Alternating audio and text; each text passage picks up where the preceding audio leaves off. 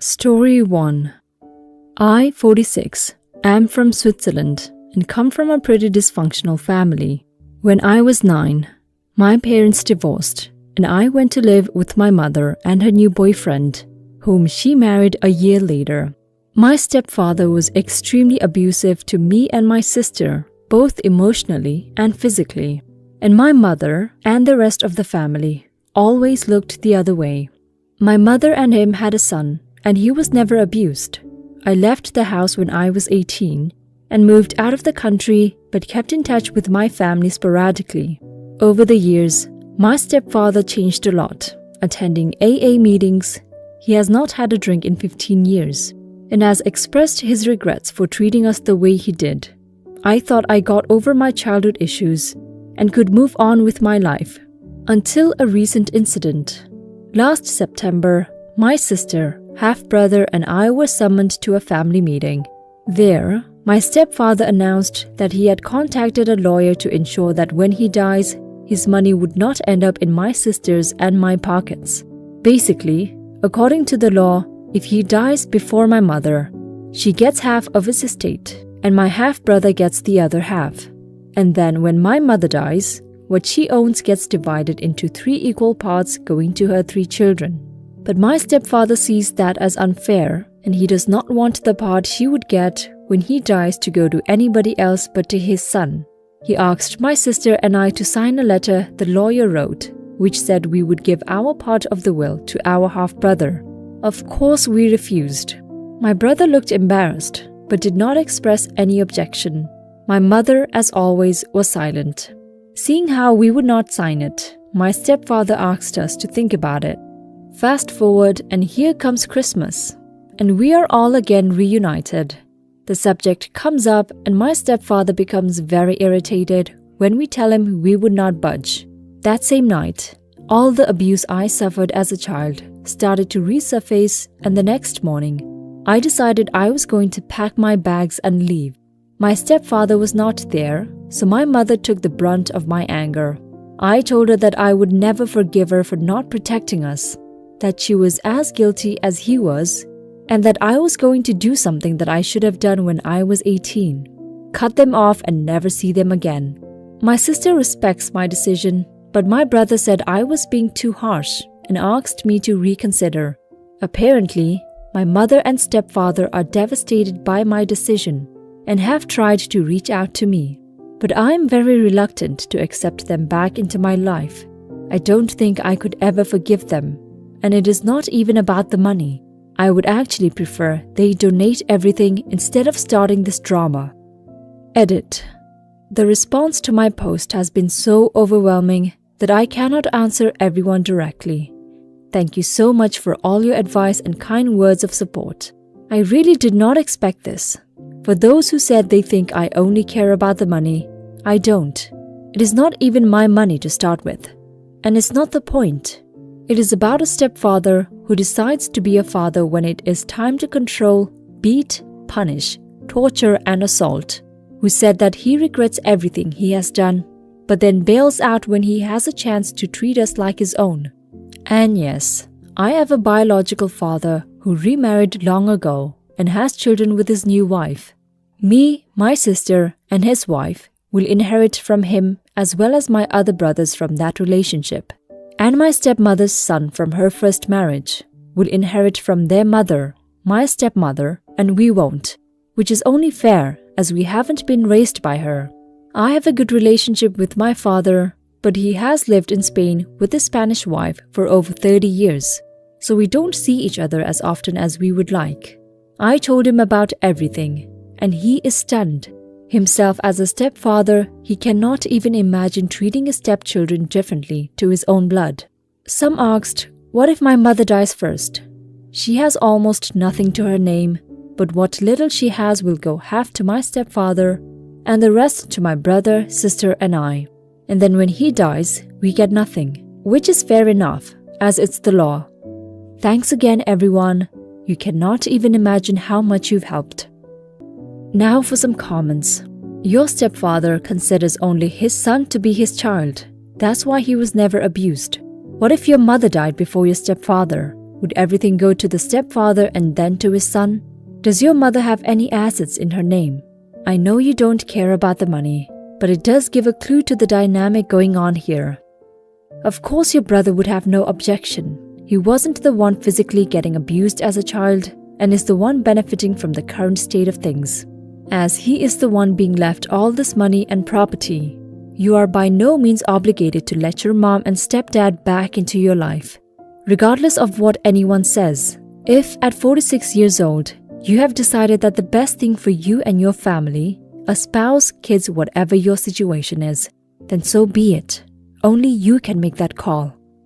I honestly don't know why your stepfather would be upset that you have cut them off. Seems like he doesn't value you at all. Your brother should have stepped up and said it was unreasonable and unfair. Your mom is just as bad as your stepfather, honestly. I'm sorry for you and your sister. You got a shitty deal. But now that you're adults, I would advise that you walk away from these people and don't look back. Story 2. A bit of a backstory is needed to explain fiancé mentality. Her father ran an extremely successful construction business that his father left to him in a large city. He regularly was winning multi-million-dollar construction bids, and once he asked his now wife, my fiancé's mother, to marry him, he told her to quit her job and that she wasn't going to work anymore. Now to us. I'm 28, she is 26, and we have been dating for about 3.5 years now. We both have student loan debt up to our eyes, and the only reason we have a house is because her father gave her one about 2 years ago. There is no way we could afford a house right now. Yay, student loan debt and various credit card debt we both have. Her family is wealthy, and her father is great, but he also believes in making your own way. I respect that, and I'm super grateful for what he has done so far with the house, and bailing us out a few times when things got pretty bad. So now to us. I proposed to her 2 months ago, and it was all great. Both families like each other, and we all get along great.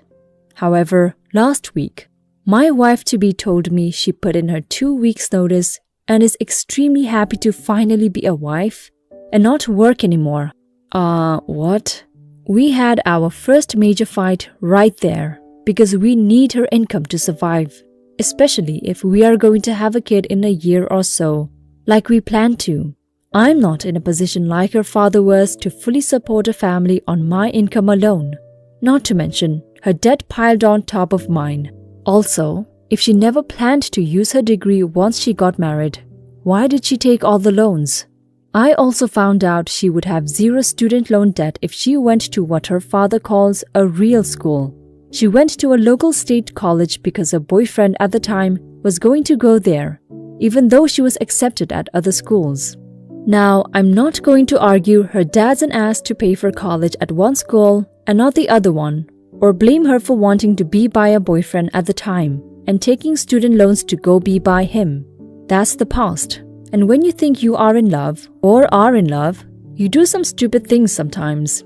However, I cannot marry her if she honestly just won't work now that she's a wife. I get that it's her mother's kind of fairy tale that happened to her, but I'm not wealthy enough to do that. We have talked about doing that for 3 to 4 years once we have a kid because I do believe that a child should always have one parent around and not just daycare or babysitters, because daycare is extremely expensive. Then once our kid gets into pre-K, she would return to work part-time, then full-time once school actually starts. Now apparently, that plan we had is moot, and her new plan is to never work again because I popped the question. Not cool. And her mom is fully behind her decision. The dad is way more level-headed and took me out to drink and told me there will be no bad feelings if I back out, because I shouldn't be expected to do that unless I'm in a financial position to do so. Is it unreasonable if I give her an ultimatum to work or not get married? I also don't want to get married on the back of an ultimatum. I just don't see that being healthy either. Edit. Her father agrees with the stay-at-home mom until the kids are in school, so he was going to give us what she would have made in 4 years to cover her staying home once we have a kid. However, that stops once the child is in school. Her new plan is just to get pregnant and have a kid every few years, even though we agreed to only 2 children. Odd situation, but not a forever deal. Now for some comments. Sounds like she went to college to get the old MRS degree, sadly. Ask her dad to talk to her. He is apparently the only one in the family who seems practical. She's entitled and wants you to deal with her problems. Listen, don't marry her if you feel uncomfortable about this. My father will often refuse to pay bills and move away if things get heated. But my mother only found out after they were married that he just straight up ran away from everything from student loan debt to old rent bills. Well, when you apply for a marriage license, your debtors know where you live. My mother spent many years paying off his debts and as a result never finished her degree, which she regrets to this very day. Do not let your spouse take advantage of you like that.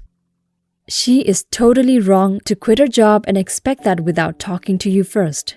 And she is totally delusional about her finances and the world. She sounds pretty spoiled. Ultimatums aren't great in a relationship, but talking and seeing if you can come to a resolution or not is. Definitely don't marry her if she's not willing to be a partner in the marriage. Your reasoning is very sound and level. It sounds like she may have been spoiled a lot when she was younger. Not saying she won't work because she doesn't want to, just that she is a tad spoiled. Even the father understands. It's unreasonable for her to expect what she is expecting. And she absolutely should have a talk with you about quitting her job. That is a major life decision. And it shows she doesn't understand the level of communication a healthy marriage will require.